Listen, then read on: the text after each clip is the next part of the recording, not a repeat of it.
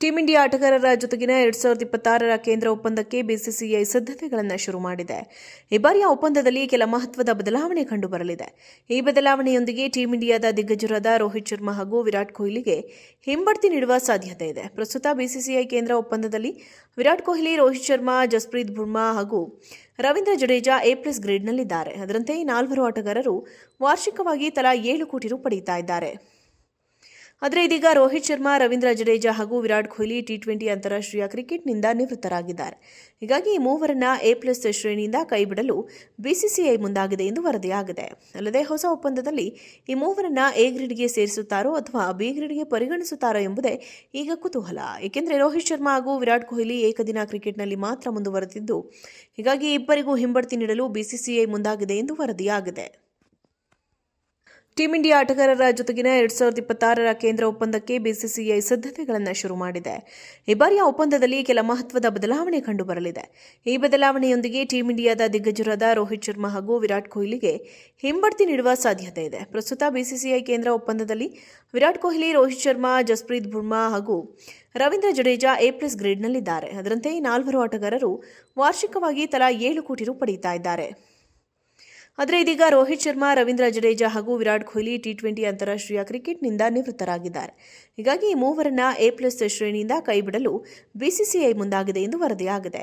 ಅಲ್ಲದೆ ಹೊಸ ಒಪ್ಪಂದದಲ್ಲಿ ಈ ಮೂವರನ್ನ ಎ ಗ್ರೇಡ್ಗೆ ಸೇರಿಸುತ್ತಾರೋ ಅಥವಾ ಬಿ ಗ್ರೇಡ್ಗೆ ಪರಿಗಣಿಸುತ್ತಾರೋ ಎಂಬುದೇ ಈಗ ಕುತೂಹಲ. ಏಕೆಂದರೆ ರೋಹಿತ್ ಶರ್ಮಾ ಹಾಗೂ ವಿರಾಟ್ ಕೊಹ್ಲಿ ಏಕದಿನ ಕ್ರಿಕೆಟ್ನಲ್ಲಿ ಮಾತ್ರ ಮುಂದುವರೆದಿದ್ದು, ಹೀಗಾಗಿ ಇಬ್ಬರಿಗೂ ಹಿಂಬಡ್ತಿ ನೀಡಲು ಬಿಸಿಸಿಐ ಮುಂದಾಗಿದೆ ಎಂದು ವರದಿಯಾಗಿದೆ. ಟೀಂ ಇಂಡಿಯಾ ಆಟಗಾರರ ಜೊತೆಗಿನ 2026ರ ಕೇಂದ್ರ ಒಪ್ಪಂದಕ್ಕೆ ಬಿಸಿಸಿಐ ಸಿದ್ಧತೆಗಳನ್ನು ಶುರು ಮಾಡಿದೆ. ಈ ಬಾರಿಯ ಒಪ್ಪಂದದಲ್ಲಿ ಕೆಲ ಮಹತ್ವದ ಬದಲಾವಣೆ ಕಂಡುಬರಲಿದೆ.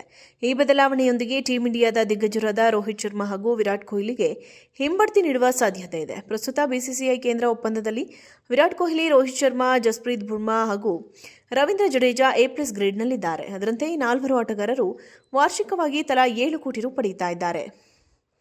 ಆದರೆ ಇದೀಗ ರೋಹಿತ್ ಶರ್ಮಾ, ರವೀಂದ್ರ ಜಡೇಜಾ ಹಾಗೂ ವಿರಾಟ್ ಕೊಹ್ಲಿ ಟಿ20 ಅಂತಾರಾಷ್ಟ್ರೀಯ ಕ್ರಿಕೆಟ್ನಿಂದ ನಿವೃತ್ತರಾಗಿದ್ದಾರೆ. ಹೀಗಾಗಿ ಈ ಮೂವರನ್ನ ಎ+ ಶ್ರೇಣಿಯಿಂದ ಕೈಬಿಡಲು ಬಿಸಿಸಿಐ ಮುಂದಾಗಿದೆ ಎಂದು ವರದಿಯಾಗಿದೆ. ಅಲ್ಲದೆ ಹೊಸ ಒಪ್ಪಂದದಲ್ಲಿ ಈ ಮೂವರನ್ನ ಎ ಗ್ರೇಡ್ಗೆ ಸೇರಿಸುತ್ತಾರೋ ಅಥವಾ ಬಿ ಗ್ರೇಡ್ಗೆ ಪರಿಗಣಿಸುತ್ತಾರೋ ಎಂಬುದೇ ಈಗ ಕುತೂಹಲ. ಏಕೆಂದರೆ ರೋಹಿತ್ ಶರ್ಮಾ ಹಾಗೂ ವಿರಾಟ್ ಕೊಹ್ಲಿ ಏಕದಿನ ಕ್ರಿಕೆಟ್ನಲ್ಲಿ ಮಾತ್ರ ಮುಂದುವರೆದಿದ್ದು, ಹೀಗಾಗಿ ಇಬ್ಬರಿಗೂ ಹಿಂಬಡ್ತಿ ನೀಡಲು ಬಿಸಿಸಿಐ ಮುಂದಾಗಿದೆ ಎಂದು ವರದಿಯಾಗಿದೆ. ಟೀಂ ಇಂಡಿಯಾ ಆಟಗಾರರ ಜೊತೆಗಿನ 2026ರ ಕೇಂದ್ರ ಒಪ್ಪಂದಕ್ಕೆ ಬಿಸಿಸಿಐ ಸಿದ್ಧತೆಗಳನ್ನು ಶುರು ಮಾಡಿದೆ. ಈ ಬಾರಿಯ ಒಪ್ಪಂದದಲ್ಲಿ ಕೆಲ ಮಹತ್ವದ ಬದಲಾವಣೆ ಕಂಡುಬರಲಿದೆ. ಈ ಬದಲಾವಣೆಯೊಂದಿಗೆ ಟೀಂ ಇಂಡಿಯಾದ ದಿಗ್ಗಜರಾದ ರೋಹಿತ್ ಶರ್ಮಾ ಹಾಗೂ ವಿರಾಟ್ ಕೊಹ್ಲಿಗೆ ಹಿಂಬಡ್ತಿ ನೀಡುವ ಸಾಧ್ಯತೆ ಇದೆ. ಪ್ರಸ್ತುತ ಬಿಸಿಸಿಐ ಕೇಂದ್ರ ಒಪ್ಪಂದದಲ್ಲಿ ವಿರಾಟ್ ಕೊಹ್ಲಿ, ರೋಹಿತ್ ಶರ್ಮಾ, ಜಸ್ಪ್ರೀತ್ ಬುಮ್ರಾ ಹಾಗೂ ರವೀಂದ್ರ ಜಡೇಜಾ ಎ+ ಗ್ರೇಡ್ನಲ್ಲಿದ್ದಾರೆ. ಅದರಂತೆ ಈ 4 ಆಟಗಾರರು ವಾರ್ಷಿಕವಾಗಿ ತಲಾ 7 ಕೋಟಿ ರು ಪಡೆಯುತ್ತಾ ಇದ್ದಾರೆ. ಆದರೆ ಇದೀಗ ರೋಹಿತ್ ಶರ್ಮಾ, ರವೀಂದ್ರ ಜಡೇಜಾ ಹಾಗೂ ವಿರಾಟ್ ಕೊಹ್ಲಿ ಟಿ20 ಅಂತಾರಾಷ್ಟ್ರೀಯ ಕ್ರಿಕೆಟ್ನಿಂದ ನಿವೃತ್ತರಾಗಿದ್ದಾರೆ. ಹೀಗಾಗಿ ಈ ಮೂವರನ್ನ ಎ+ ಶ್ರೇಣಿಯಿಂದ ಕೈಬಿಡಲು ಬಿಸಿಸಿಐ ಮುಂದಾಗಿದೆ ಎಂದು ವರದಿಯಾಗಿದೆ.